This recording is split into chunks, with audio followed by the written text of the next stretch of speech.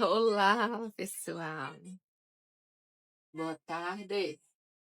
Imagina um ladrão na última hora e pro paraíso. Boa tarde. Eu não posso dedicar meu tempo com as flores que se perdem ao vento. Essa música é linda, né? Eu não posso abandonar. Gosto muito desse louvor. Vamos ler o livro de Amós. É o segundo dia da nossa leitura do profeta Amós.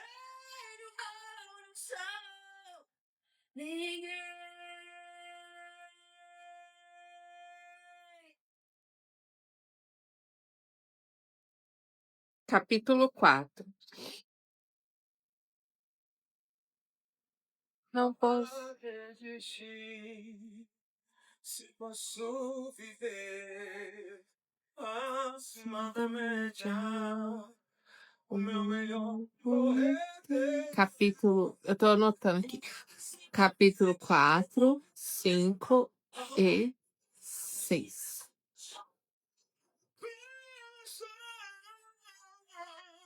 Não posso esperar se a benção chegou.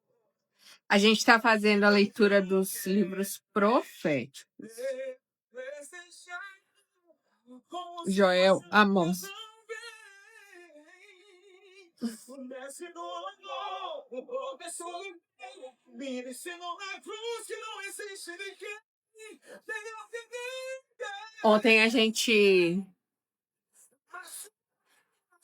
Ontem a gente leu os 3 primeiros capítulos.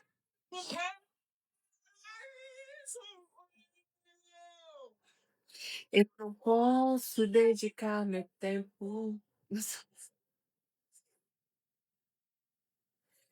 Vamos acabar de ouvir essa música. É muito bom você fazer alguma anotação, principalmente se você quiser consultar depois.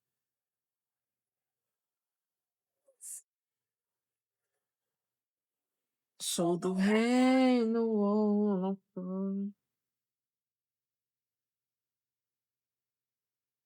Boa tarde, Débora. Boa tarde, Gesiel.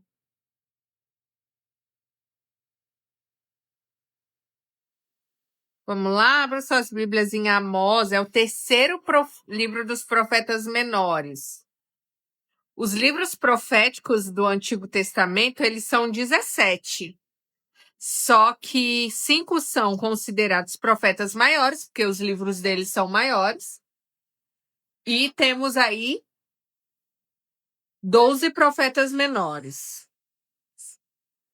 A gente já leu Oséias, Joel, e hoje a gente está no segundo dia lendo o profeta Amós. O profeta Amós é um profeta que muita gente gosta. Eu estive pesquisando sobre ele. E ele é um profeta que muita gente gosta.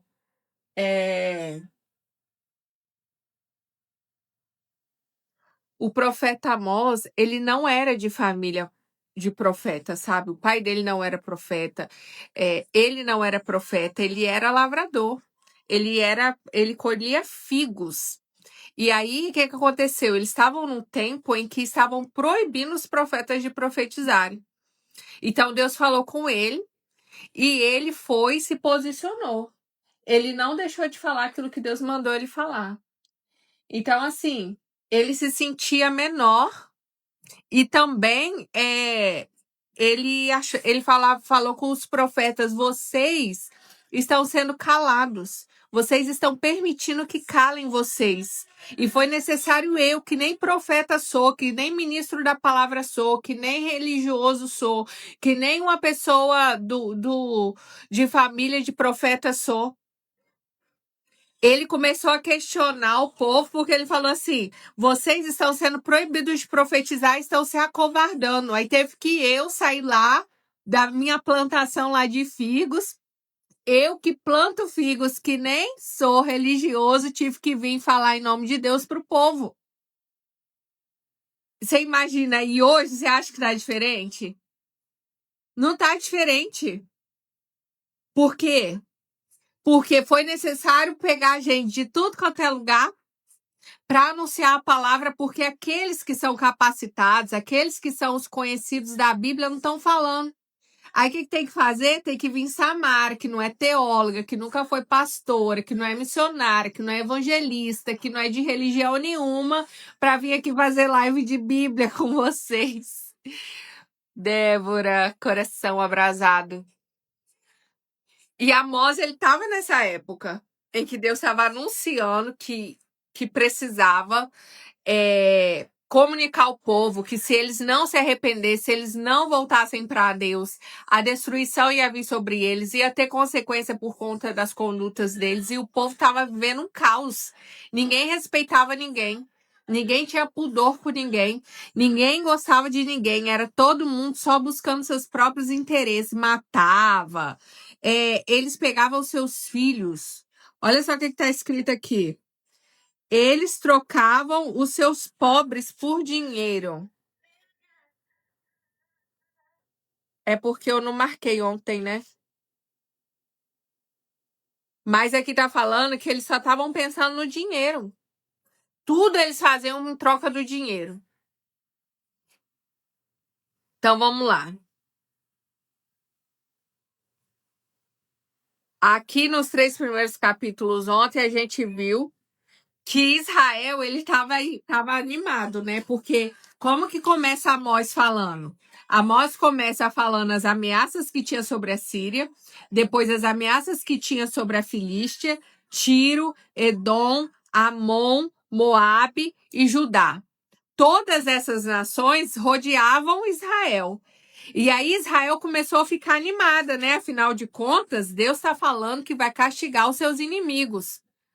E aí a gente leu ontem, então, para cada uma dessas cidades, desses países que Deus estava ameaçando castigar, que eram os inimigos de Israel, eles estavam ficando animados. Mas eles não perceberam que depois que Deus anunciou a ruína desses povos, Deus começa a anunciar a ruína de Israel também.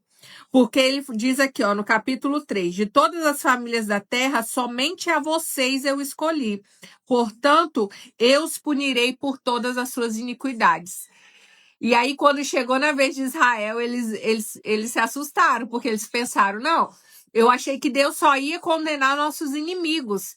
Mas Israel tinha se deixado contaminar. Israel tinha sido deixado induzir pelas crenças desses povos.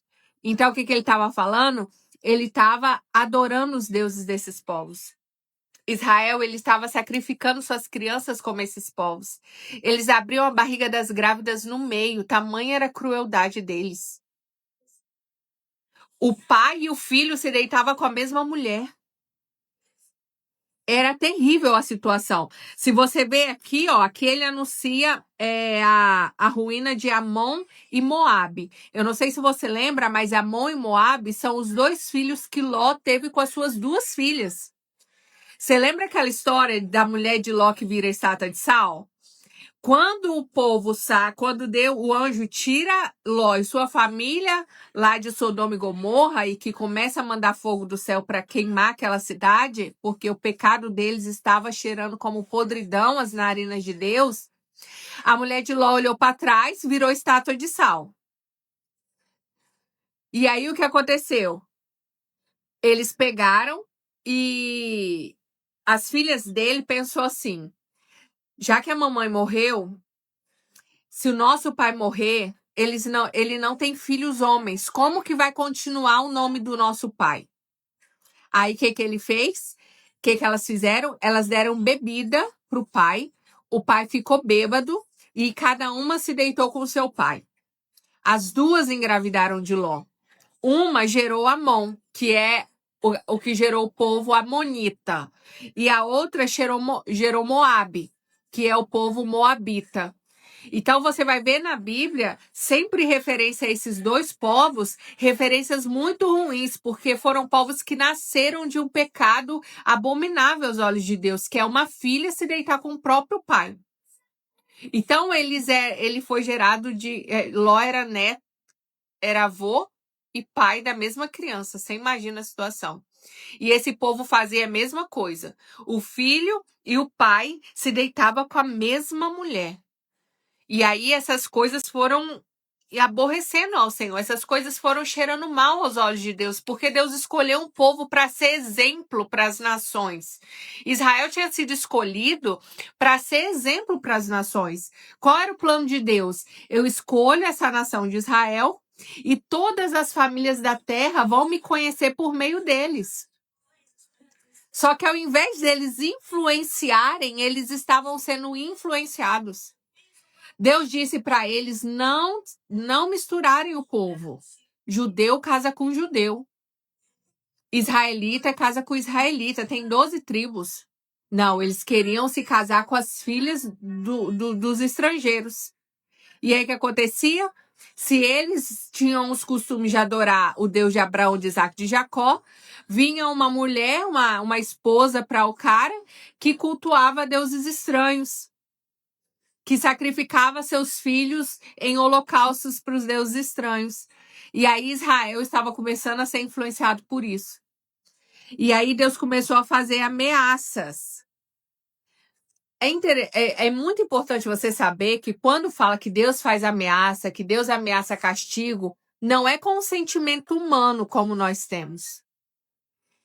Até porque você precisa saber e perceber que Deus ameaça, mas o tempo todo ele diz, mas se vocês se arrependerem, eu não vou fazer isso. Se vocês continuarem, a consequência vai ser essa, mas se vocês se arrependerem, eu volto atrás da minha palavra e eu volto a ser o Deus de vocês. E essa analogia vai ser sempre de um marido para uma esposa. Dizendo assim, Deus dizendo, você é minha esposa, você adulterou, assim como está descrito lá em Oséias.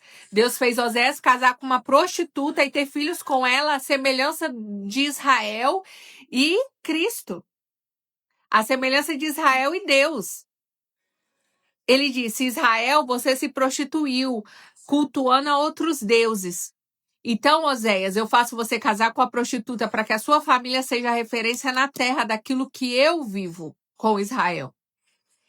E é a mesma coisa que a igreja e Cristo. A igreja, nesse tempo, tem se contaminado com outras coisas. Eu, como igreja, quantas vezes sou seduzida por coisas que o mundo me oferece? Ao invés de eu influenciar, eu sou influenciada. Você tem uma ideia que hoje eu tô toda de rosa, por quê? Por causa da influência de um filme, para você ter uma ideia. Então, quando você percebe essas coisinhas que a gente vai fazendo, que a gente vai vestindo a camisa, que a gente vai aderindo, a gente vai percebendo que isso acontece em níveis pequenos e muitas vezes pode acontecer em níveis grandes. Mas o Senhor quer nos trazer para uma consciência de que Ele quer que a gente seja uma referência para o mundo e não que o mundo dite as regras da nossa vida. Então vamos lá, nós estamos no capítulo 4 hoje. Ameaças contra as mulheres de Samaria. Ouça essas palavras, vacas de Baçã. Vocês que estão no monte de Samaria, que oprimem os pobres, esmagam os necessitados e dizem aos maridos, tragam vinho, vamos beber. O Senhor Deus jurou pela sua santidade, que virão dias em que vocês serão arrastadas com ganchos, até as últimas de vocês serão levadas com anzóis de pescas. Vocês sairão em fila pelas brechas e serão lançadas na direção do Monte Hermon, diz o Senhor. Brincadeiras à parte, aqui Deus chama as mulheres de Samaria de vacas. Olha só. Eu sei que hoje, quando a gente vai se referir às pessoas e a gente usa nome de animais, é no pior sentido possível, né? E é muito interessante a gente ver isso aqui na Bíblia, porque às vezes você pode... Isso aqui eu não estou dizendo que é certo, que é errado, se Deus está sendo cruel, se não está sendo. A gente está conhecendo a palavra aqui. A gente está conhecendo a Bíblia. O que a Bíblia diz? Você pode levantar vários questionamentos a respeito disso. Mas a questão aqui é conhecer. Quando alguém disser assim, Deus já chamou as mulheres lá de Samaria, da época lá de vaca. É verdade, está aqui. Ele disse assim: ouça essas palavras, vacas de Baçã.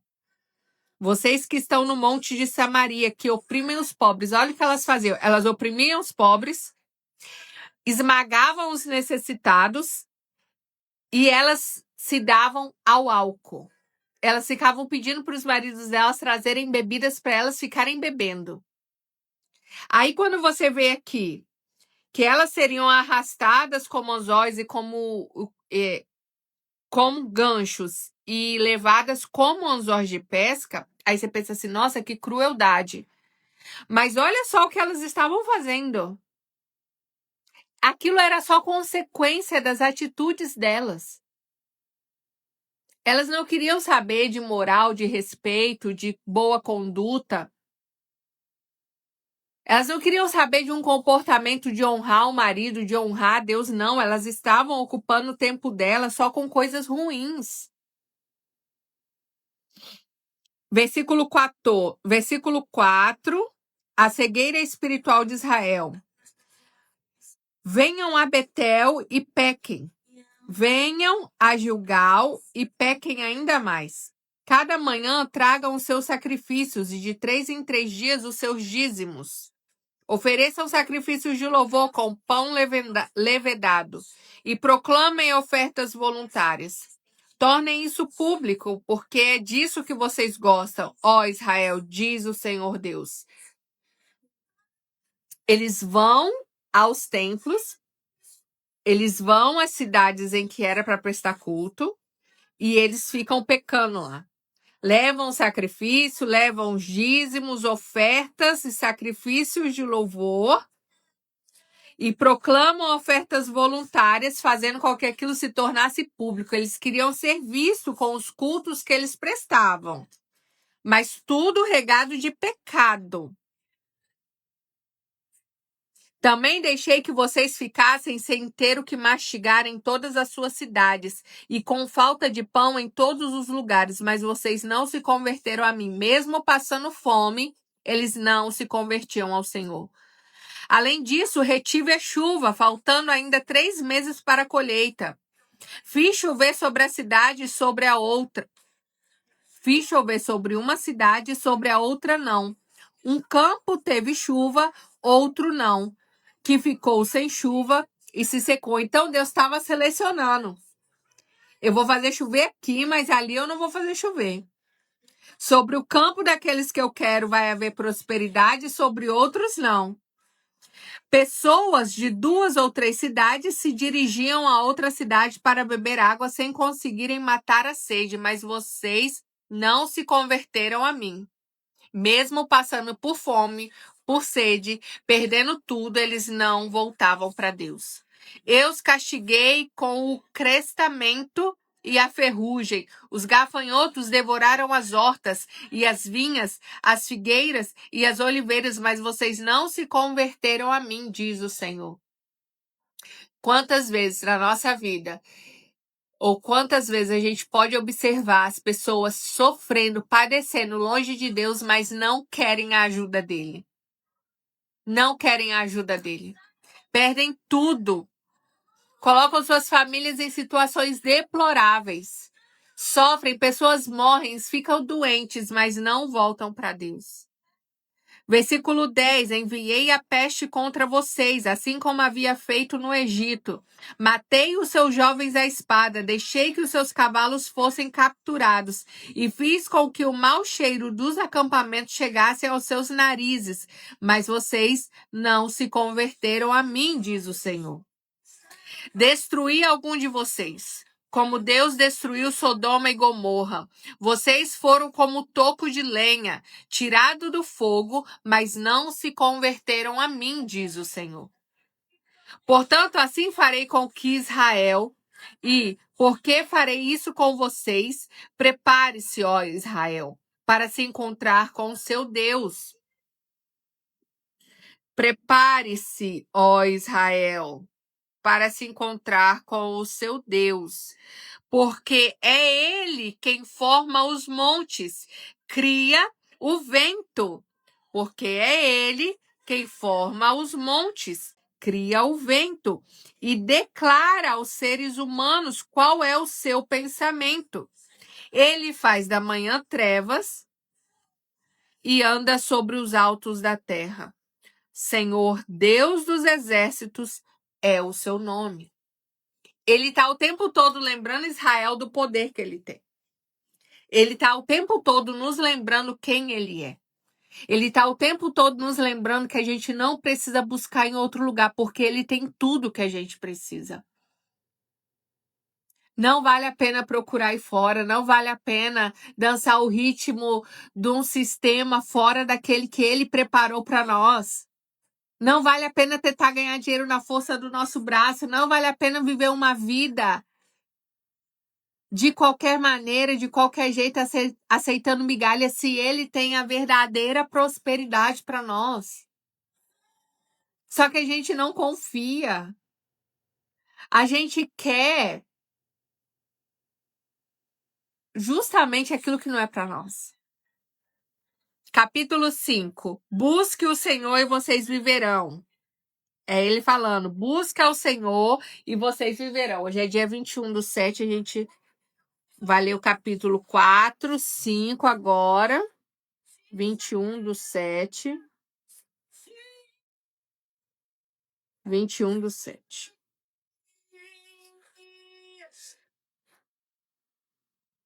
Ouçam essas palavras que falo com vocês, ó casa de Israel.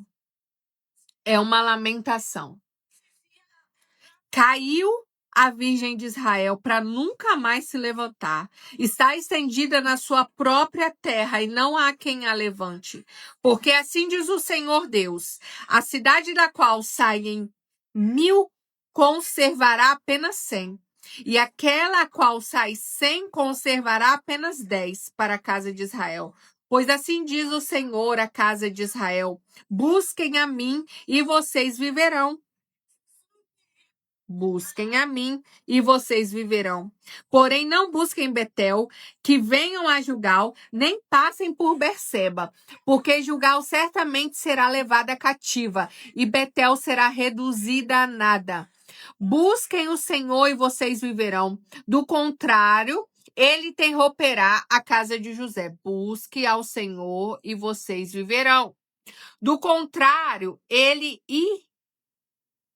irromperá na casa de José como um fogo que a consome, e não haverá em Betel quem consiga apagá-lo. Vai ser um fogo que ninguém será capaz de apagar. Vocês que transformam um juízo em veneno e lançam por terra a justiça. Busquem aquele que fez o 7 estrelo e o Órion. Aquele que torna as densas trevas em manhã e muda o dia em noite.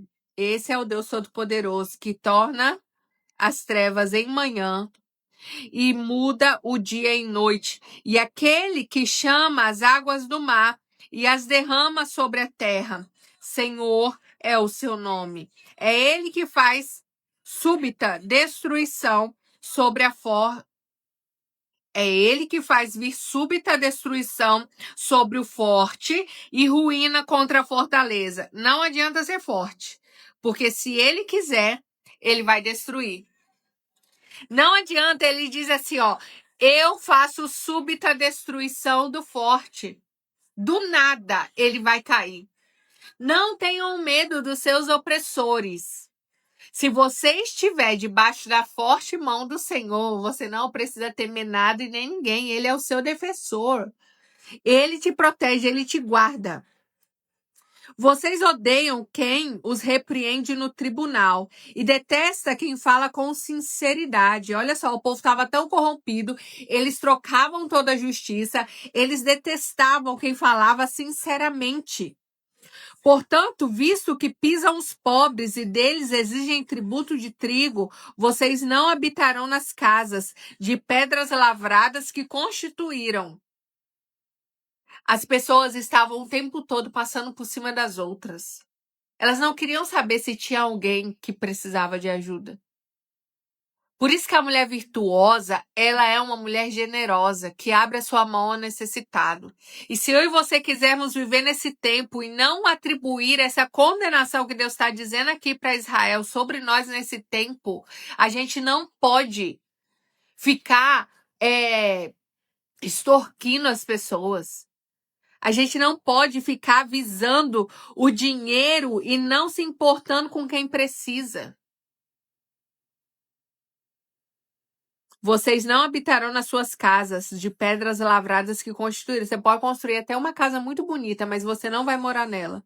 Nem beberão vinho das belas videiras que vocês plantaram, porque sei que são muitas as suas transgressões e que são graves os pecados que vocês cometem. Vocês afligem os justos, aceitam o suborno e rejeitam as causas dos necessitados nos tribunais. Por isso, numa época de tanta corrupção, quem é prudente prefere ficar calado. Vocês conseguem reconhecer as pessoas não querendo se posicionar porque elas acreditam que não faz diferença? Eu tenho certeza que se agora estiver rolando uma live sobre... Esses tempos acabou uma live e aí começou a aparecer assim as sugestões de outras lives que estão acontecendo no mesmo momento. Vocês já viram isso? E aí tinha umas meninas de sutiã, 3 meninas abriram, e aí, pelo que eu entendi, elas têm links em que as pessoas podem comprar as fotos delas, entendeu? E as lives delas tinham mais de 200 pessoas ao meio-dia. E os homens tudo elogiando elas e tal. E vai ser assim. Vai ser assim por quê? Porque as pessoas têm mais interesse em coisas que não refletem a prudência, que não tem a ver com a sabedoria, que não tem a ver com aquilo que vai fazer diferença na nossa vida. Mas quando a gente escolhe a melhor parte, a gente é beneficiado. A gente é beneficiado.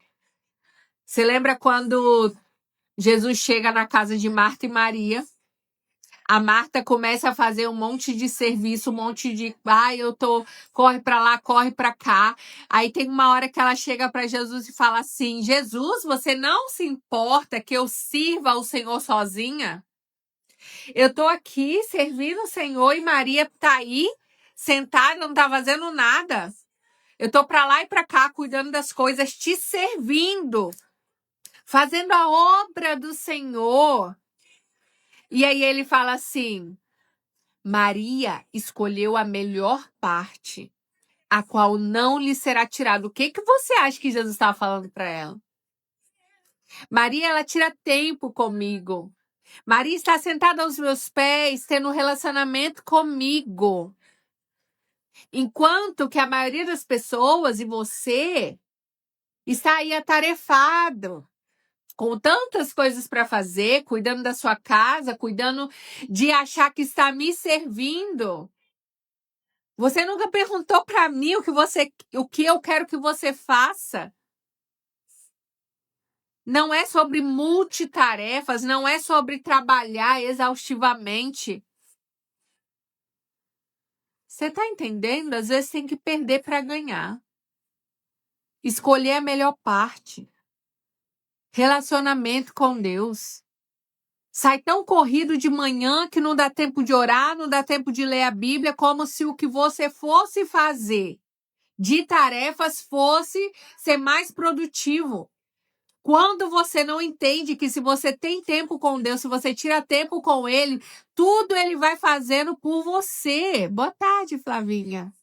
Tudo Ele vai fazendo para você, tudo Ele vai fazendo por você, porque você escolheu a melhor parte. Ah, mas eu tenho roupa para lavar, eu tenho casa para limpar, eu tenho comida para fazer, eu tenho isso para fazer, eu tenho isso para fazer, eu tenho isso para fazer. E você levanta já correndo, você não tira tempo com Deus. Não ora mais, não lê a Bíblia. Lê a Bíblia de vez em quando alguém está fazendo uma live, mas no particular, no tete a tete com Deus. Eu não cultuo, por exemplo. O meu culto a Deus, às vezes, pode se limitar a uma reunião religiosa. Quando você acha que você precisa ir todo domingo na igreja para cultuar a Deus. E na sua casa, você traz a presença dele para o seu quarto? Você traz a presença dele para sua casa? Você faz da sua casa uma igreja porque a igreja é onde você está.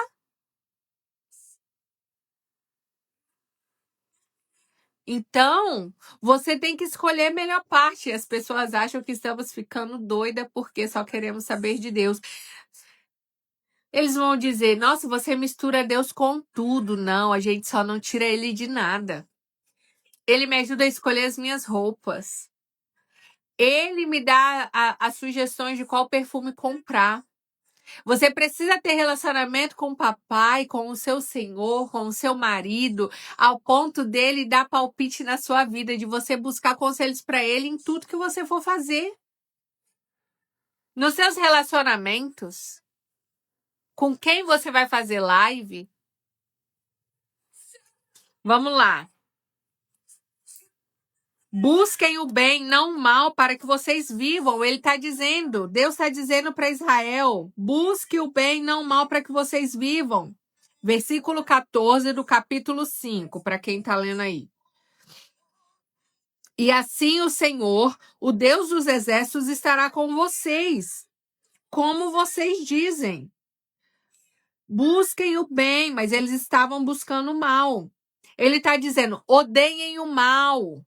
Amem o bem, promovam a justiça nos tribunais. Talvez o Senhor, o Deus dos exércitos, se compadeça do remanescente de José. Voltem atrás, se arrependam. Eu quero curar vocês, eu não quero abandonar vocês, mas não é uma escolha que eu posso fazer por vocês. Se acheguem a mim, eu me achegarei a vós. Portanto, assim diz o Senhor, Deus dos exércitos. Em todas as praças haverá pranto, em todas as ruas dirão ai, ai. Clamarão os lavradores. Chamarão os lavradores para o pranto e para o choro os que sabem prantear. Em todas as vinhas haverá pranto, porque passarei pelo meio de vocês, diz o Senhor. Versículo 18. Ai dos que desejam o dia do Senhor. Por que vocês desejam o dia do Senhor? Será um dia de trevas e não de luz. Será como se um homem fugisse de um leão e lhe saísse ao encontro do urso, ou como se entrando em casa e encostando a mão na parede fosse mordido por uma cobra. O dia do Senhor será um dia de trevas e não de luz. Será um dia de completa escuridão, sem nenhuma claridade. Eu odeio e desprezo as suas festas, Israel. E como as suas reuniões solenes, eu não tenho nenhum prazer. Vocês dizem que estão prestando culto a mim, mas eu odeio as suas festas. As suas reuniões, eu não tenho prazer nelas, Deus está dizendo. Mesmo que vocês me ofereçam holocaustos e ofertas de cereais, não me agradarei deles. Quanto às suas ofertas pacíficas de animais gordos, nem sequer olharei para elas. Afastem de mim o barulho dos seus cânticos, porque não ouvirei as melodias das suas liras. Em vez disso, corra o juízo como as águas e a justiça como um ribeiro perene. De que adianta me cantar? De que adianta cantar para mim? De que adianta me oferecer sacrifícios? De que adianta fazer festa dizendo que é para mim? De que adianta vocês dizerem que estão me cultuando, oferecendo sacrifícios, me dando ofertas? Eu nem estou olhando para isso. Eu quero que vocês sejam justos. Eu quero que vocês amem o juízo. Deixa o juízo fluir, Deixa o juízo fluir como a água, correr como a água. Deixa a justiça passar por vocês. Porque não adianta me cantar para mim e serem cruéis. Não adianta. Casa de Israel, por acaso vocês me apresentaram sacrifícios e ofertas de cereais durante os 40 anos no deserto? Pelo contrário, Levaram o seu rei, Sicute e Quium, o seu deus estrela, imagens que vocês fizeram para si mesmos. Em 40 anos no deserto, vocês não me apresentaram ofertas de cereais e nem sacrifícios. Pelo contrário, vocês adoraram outros deuses 40 anos no deserto. Eu cobrindo vocês com a nuvem de dia, com a coluna de fogo à noite, mas vocês só cultuavam outros deuses. Por isso eu vou mandar vocês ao exílio para além de Damasco, diz o Senhor, cujo nome é Deus dos exércitos. O capítulo 6 começa: ai dos que andam à vontade em Sião, e dos que vivem sem receio no monte de Samaria. Homens notáveis da principal das nações, os quais se dirige à casa de Israel. Vão à cidade de Calné e olhem. Dali vão à grande cidade de Amate e depois desçam a Gate dos filisteus. Será que eles são melhores do que os reinos de vocês? Ou será que os territórios deles é maior que o de vocês? Vocês imaginam que o dia mau está longe, mas estão fazendo com que o trono da violência se aproxime. Vocês dormem em camas de marfim e se espreguiçam sobre os seus leitos, comem os cordeiros do rebanho e os bezerros que estão na engorda. Ficam cantando à toa ao som da lira e, como Davi, inventam instrumentos musicais. Deixa eu marcar essa parte aqui. Bebem vinho em taças e se ungem com mais excelente óleo, mas não se afligem com a ruína de José. Portanto, vocês estarão entre os primeiros que serão levados para o cativeiro, e cessarão as festanças dos que gostam de se espreguiçar. O Senhor Deus jurou por si mesmo, o Senhor, o Deus dos exércitos, diz: eu detesto o orgulho. Eu detesto o orgulho de Jacó e odeio os seus palácios. Abandonarei a cidade e tudo que nela há. Se numa casa ficarem 10 homens, também esses morrerão. E se um parente chegado, qual os há de queimar, pega os cadáveres para os levarem para fora, pega os cadáveres para os levar para fora da casa e pergunta ao que estiver lá dentro: há mais alguém com você? E este responder: não, não há, então lhe dirá: cale-se, não mencione o nome do Senhor. Pois eis que o Senhor ordena e será destroçada a casa grande, e a pequena será feita em pedaços, ninguém vai escapar. Será que os cavalos podem correr sobre rochas? Será que é possível lavrá-la com bois? No entanto, vocês transformaram o juízo em veneno. Vocês conseguiram fazer com que aquilo que era impossível de acontecer, acontecesse. E o fruto da justiça em alosna. Vocês se alegram por terem conquistado Lodebar e dizem: não é fato que com as nossas próprias forças nos apoderamos de Carnaim? Eles atribuíam as vitórias deles ao esforço do braço deles. Eles não reconheciam a Deus dos seus caminhos. Pois eis que farei contra vocês, ó casa de Israel. Eis que trarei contra vocês, ó casa de Israel, uma nação que os oprimirá, desde a entrada de Amate até o ribeiro de Arabá, diz o Senhor, o Deus dos exércitos. São textos que trazem um alerta dentro de Israel, no meio daquele povo. E por que essa palavra está aqui? Por que é importante a gente saber? Primeiro que muito disso aqui já aconteceu no contexto histórico da nação de Israel. A nação de Israel foi o povo escolhido por Deus. E a gente lembra aí do movimento aí dos nazistas, em que Israel foi massacrado. A gente pode ver filmes aí, a gente estudou sobre isso na escola, sobre quanto que o povo de Israel sofreu. Agora eles são reconhecidos como um país, mas tinham tomado as terras deles. E por mais que durante anos e anos Israel fosse alvo de muitas outras nações para ser destruído e não era reconhecido como uma nação, eles vêm persistindo e vêm ultrapassando o tempo. Por quê? Porque Deus tem tido misericórdia da vida deles. Se vocês sabem, os judeus não reconhecem que Jesus veio ainda. Eles esperam um Messias, esperam um Salvador, mas eles esperam um Messias, um Salvador que vai reinar em terra. Eles não conseguem cogitar a hipótese de que Deus tenha enviado o seu filho como um homem simples e para morrer numa cruz. Vocês sabem que os muçulmanos, eles não podem, eles acreditam em Deus, fielmente em Deus, mas eles não acreditam que Deus permitiria que o seu filho morresse como Jesus morreu. Vocês acreditam nisso? Eu conheci muçulmanos sírios e ela estava me falando sobre isso, a esposa, né?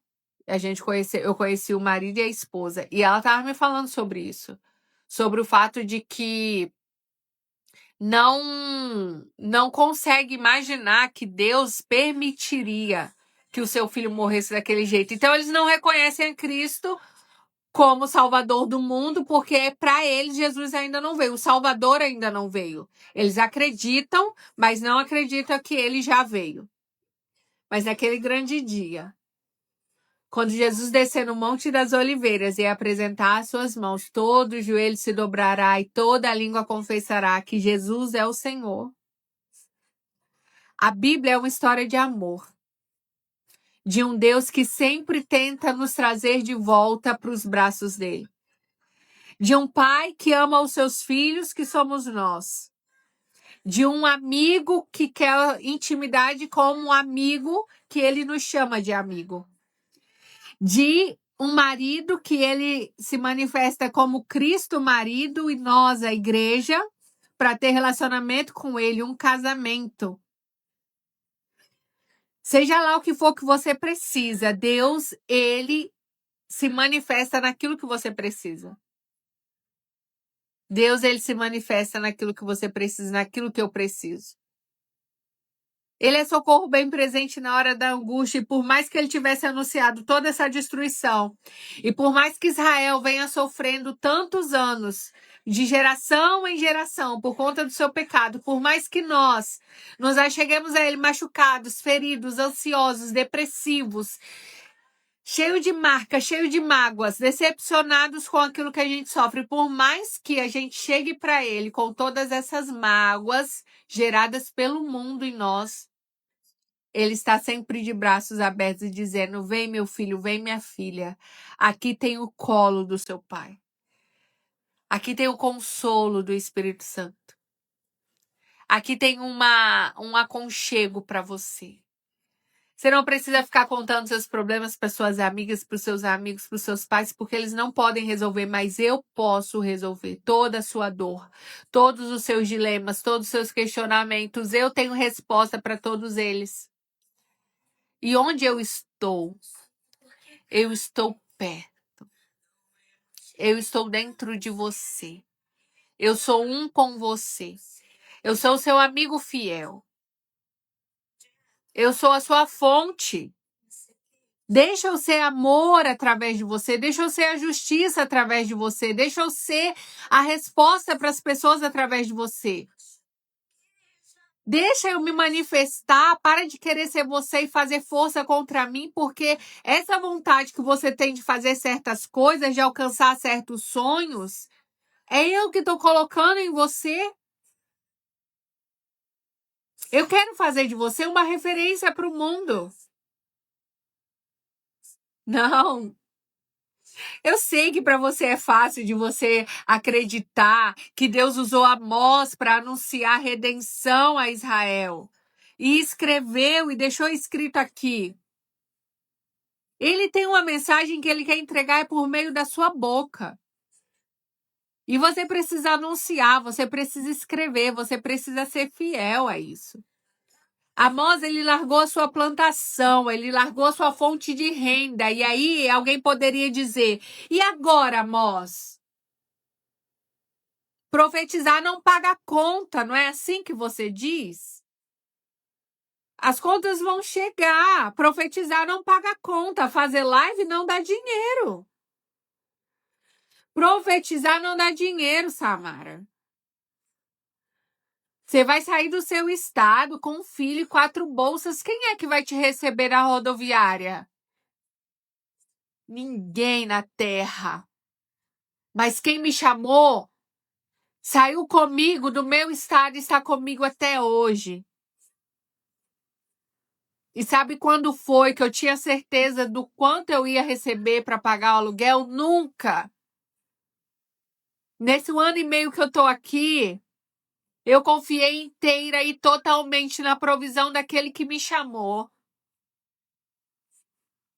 Eu visto, eu calço, eu como, eu durmo, eu moro numa casa que eu não pago R$1 por ela. Eu não pago. Só que eu entendi que quem tem uma palavra tem tudo. Que eu creio quando ele diz. Eu creio quando ele diz o que está escrito aqui, ó. Eu que formo os montes, crio o vento, declaro aos seres humanos qual é o seu pensamento. Ele faz a manhã em trevas e faz os altos da terra. Senhor, Deus dos exércitos, eu quero saber o que seu patrão é capaz de fazer. Seu patrão mal administra a empresa dele. O meu patrão criou o céu e a terra. O meu patrão, ele faz dia virar noite, faz noite virar dia, ele abre o mar vermelho. Ele criou a terra e tudo que nela há. Esse é o meu patrão. Esse é o meu marido. Esse é o meu amigo. Esse é o meu salvador. E parece até, em algum nível, um pouco de soberba, dependendo da situação. Mas eu sei em quem eu tenho crido. Aí alguém diz assim, nossa, mas você está longe do seu filho. E você não cuida do seu filho. Mas quem cuida de mim, quem cuida dele, é o dono do universo. Eu tenho uma palavra. Porque às vezes você confia no patrão que mal é dono de uma empresa que só está dando prejuízo, mas o meu patrão é dono do ouro e da prata. Ele nunca conheceu uma derrota. Você tem que rever quando Deus te chama para algo e você fica colocando dificuldade.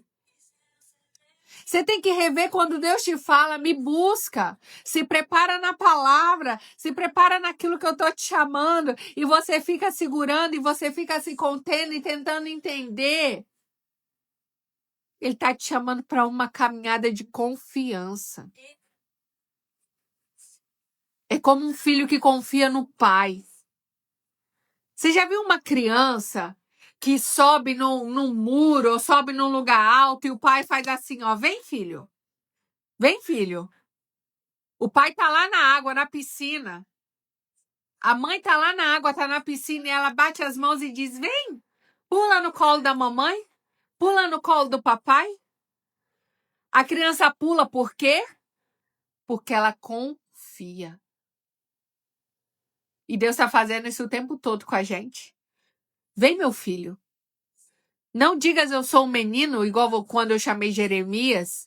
Não diga que eu sou um menino, porque onde eu te mandar você vai, e o que eu mandar você falar, você fala. Não diga como Isaías, eu sou um homem de lábios impuros e habito no meio de um povo de impuros lábios, e os meus olhos viram o Senhor. Deus diz, eu tiro uma brasa viva do altar e eu toco a sua boca e você se torna puro. Não preciso da sua capacidade, eu preciso da sua disponibilidade. Porque assim como Amós não era de família de profetas, Ele não tinha formação, ele não era pastor, ele não era líder religioso, ele plantava figos. Ele disse: eu tive que sair da minha plantação de figos porque vocês, que são tão bons como dizem ser, vocês não abrem a boca. Certamente alguém que está me ouvindo aqui conhece mais da Bíblia ou teria mais capacidade de estar fazendo uma live do que eu. E é bem provável que sim, porque normalmente Deus usa os improváveis. Normalmente, Deus usa aqueles que não têm capacidade. Faz sentido para você Deus falar para Abraão: sai da sua terra, da sua parentela, para a terra que eu te mostrarei, e a mulher de Abraão ser estéril? Ele ia dizer assim: como que eu vou sair da minha terra, da minha parentela? Eu não conheço ninguém, mas me fala para onde que eu vou, Deus. Ele disse: eu vou te mostrar. Vai fazer de mim uma grande nação? Por acaso o senhor está ciente que Sara nunca teve filhos, né? O senhor está sabendo que Sara não teve filhos. Você está sabendo disso? Beleza. E aí ele faz o quê? Ele leva o sobrinho Ló. O sobrinho que vai ter problema depois com os seus empregados, vão se dividir. Depois ele tem que ir lá em Sodoma e Gomorra resolver treta de Ló. A mulher de Ló olha para trás, vira estátua de sal. As duas filhas de Ló se deitam com ele e tem origem a duas nações de deuses estranhos, que são os amonitas e os moabitas. Porque ele levou parente para onde que não devia levar. Agora ele está dizendo: sai da sua terra, da sua parentela, para a terra que eu te mostrarei. Que terra é essa? Não pergunte. Confia. Você entra no avião e você confia no piloto, né? Você sabe, você já perguntou a algum piloto qual que é a capacidade dele e já quis olhar o certificado dele? Não, você confia. Não confia? Você pergunta para o seu patrão se mês que vem ele vai ter como te pagar. Não, você confia que você vai trabalhar o mês inteiro e no outro mês ele vai te pagar. Você confia. Você confia. Agora, quando se trata do Deus Todo-Poderoso, que te chama, que queima no seu coração, dizendo que ele é o Senhor dos Exércitos. O Senhor dos Exércitos está conosco, Deus de Jacó é o nosso refúgio, pelo que não temeremos, ainda que a terra se mude, ainda que os montes se transportem para o meio dos mares, ainda que as águas rujam, mas não. Se alguém fala assim: ó, não sai na rua não, que tem um bandido ali, você caga 3 quilos dentro de casa. Se falar que tem um terrorista solto na sua cidade, você nem sai de casa. Se falar que tem um vírus de uma pandemia lá fora, você se tranca e você vive enclausurado. Por quê? Porque você acredita no que o mundo diz, você acredita no que os jornais dizem, você acredita numa bala perdida, pode te acertar do nada, mas você não acredita que 1000 cairão ao teu lado e 10.000 à sua direita. Você não acredita. Você acredita no jornal, mas você não acredita na Bíblia. Você escuta o jornal de manhãzinha, hora 1, 4 e pouca da manhã, 5 e pouca da manhã. Você adora ver. O homem que matou a mulher que matou o marido, o homem que estrupou, que entrou no ônibus e fez não sei quantos de refém. Você adora essas notícias. Você acredita que homem é tudo ruim, que os casamentos é tudo uma bosta, que os altos índices de divórcio estão aí, só que você não acredita que Deus tem levantado homens e mulheres comprometidos para formar famílias fortes, mais fortes que uma nação. Isso você não acredita. Eu acreditei que eu acabei com 2 casamentos. Mas quando Deus fala comigo que Ele vai me tornar uma mulher mais valorosa do que uma joia preciosa, eu duvido. Porque a gente só quer acreditar nas mentiras do diabo sobre a nossa vida.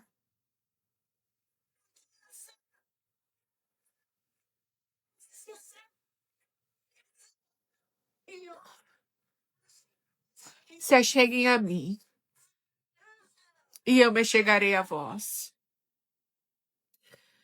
Deus é um Deus de amor, de recomeços, de reconciliação.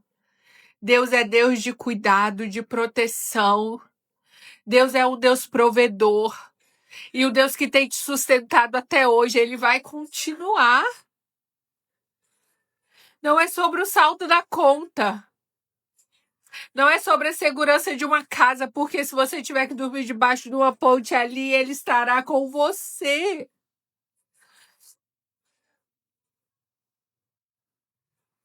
Amanhã a gente continua lendo o livro de Amós. Agradeço vocês que estiveram aqui comigo até agora. E amanhã a gente acaba o livro de Amós, capítulo 7, 8 e 9 amanhã. Dá uma lidinha hoje, dá uma lidinha antes. Procura um vídeo no YouTube aí sobre o profeta Amós. É muito importante essa dedicação, esse empenho em aprender a Bíblia. A gente está se preparando para se encontrar com o nosso noivo. Jesus vai voltar, nós somos a igreja. Tá? Eu amo você. Hoje à noite tem a live com o Maurício. Amanhã a gente tem a live com a Fernanda, que trabalhou comigo na plataforma. Domingo a gente tem a live com a Cida. E entra aí, gente, na lista. Vamos fazer live comigo. Eu tô entrando numa série de collabs. Então, vão marcar live, vão destravar isso aí, vão começar a entregar a mensagem que tá no seu coração. Não se calha. Tem pessoas morrendo porque você não abre a sua boca, viu? Eu amo vocês. Grande beijo. Tchau, até mais tarde.